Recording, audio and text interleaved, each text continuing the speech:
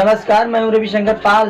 आप देख रहे हैं भारत दर्पण समाचार की छोटी बड़ी खबरें। दिन भर बने रहिए हमारे साथ। जनपद बाराबंकी धोखाधड़ी से इंश्योरेंस कंपनी से क्लेम लेने के चक्कर में 3 शातिर जालसाज गिरफ्तार बताते चले। पूरा मामला बाराबंकी के थाना सुबेहा द्वारा 3 शातिर अभियुक्तों को गिरफ्तार करके उनके द्वारा अपनी पुरानी ट्रक को बेचकर कटवा देने के उपरांत उसका नंबर दूसरी ट्रक पर लगाकर धोखाधड़ी से इंश्योरेंस क्लेम के उद्देश्य से चोरी दिखा दी गई। ट्रक को बरामद करने में उल्लेखनीय सफलता प्राप्त हुई। ट्रक मालिक तुलसीराम तिवारी उर्फ बबलू पुत्र राम बक्सराम शरीफाबाद थाना सुबेहा पर सूचना दी कि 21-22 दिसंबर की रात ट्रक नंबर UP 41 मेरे घर के सामने रामलीला ग्राउंड में खड़ी थी, जो कुछ अज्ञात चोर मेरे ट्रक को चुरा ले गए। सूचना के आधार पर थाना सुबेहा पर आसा 0292-2020 धारा 379 पंजीकृत किया। पुलिस अधीक्षक बाराबंकी डॉक्टर अरविंद चतुर्वेदी द्वारा घटना का संज्ञान लेकर एक टीम बनाई गई, जिसके द्वारा घटना का खुलासा हुआ। आइए सुनते हैं इस मामले में पुलिस अधीक्षक बाराबंकी डॉक्टर अरविंद चतुर्वेदी क्या कहते हैं। बाराबंकी से बलवंत सिंह की रिपोर्ट। जिसमें तत्काल मुकदमा पंजीकृत किया गया था।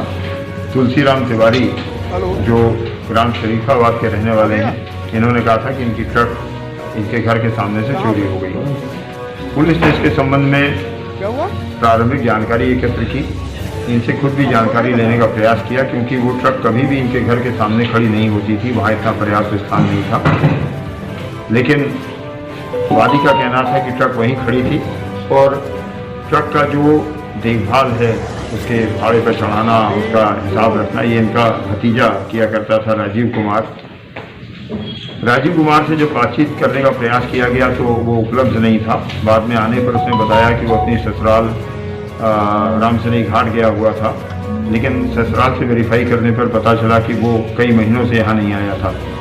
इस पर पुलिस को शक और बढ़ा और हमारे CO हैदरगढ़ और इंस्पेक्टर सुबेहा, इन लोगों ने गहराई से पूछताछ की और इस निष्कर्ष पर पहुंचे कि इसमें कुछ दाल में काला है।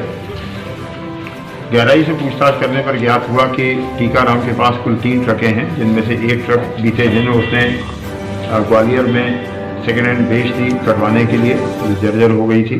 4 लाख रुपए उसे प्राप्त हुए उससे। उसके दिमाग में ये आया कि उस ट्रक का नंबर दिखा के अगर हम चोरी का मुकदमा लिखवा दें तो हमें इंश्योरेंस का क्लेम मिल जाएगा, जिससे हम वर्तमान जो ट्रकें हैं उसके पास, उसकी किस्तें पूरी कर देंगे। इस योजना के तहत उसने वर्तमान एक ट्रक पर कटी हुई ट्रक का नंबर लगाकर उसे चोरी का मुकदमा लिखवाने का प्रयास किया। पुलिस ने न केवल इस बुद्धि को सुलझाया, बल्कि जो उसकी अन्य ट्रक थी जिसका लोन चुकता करने का प्रयास कर रहा था, उसको भी बरामद कर लिया है, जिस पर कूटरचित रूप से उस ट्रक का नंबर लगा हुआ है, जो ऑलरेडी बेची जा चुकी है, कर चुकी है। इस प्रकार कूट रचना सहित धोखाधड़ी की धाराओं के अंतर्गत वादी को ही अभियुक्त बनाया गया है और उसका भतीजा और उसका ड्राइवर भी सह अभियुक्त है। चलिए, जिस जगह पे गाड़ी कटी है, क्या वो भी इस तरह के उसमें सम्मिलित रहा?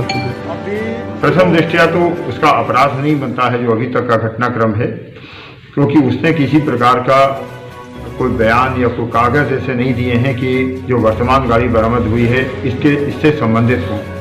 किसी इस व्यक्ति ने ग्वालियर वाले व्यक्ति को गाड़ी बेची है, ये इसने स्वयं स्वीकार किया और वहाँ की प्राथमिक जांच में भी ये तथ्य सामने आए हैं। लेकिन गाड़ी खरीदने वाले और काटने वाले अभी नहीं मिले हैं पुलिस को। उनसे विस्तृत पूछताछ के बाद ही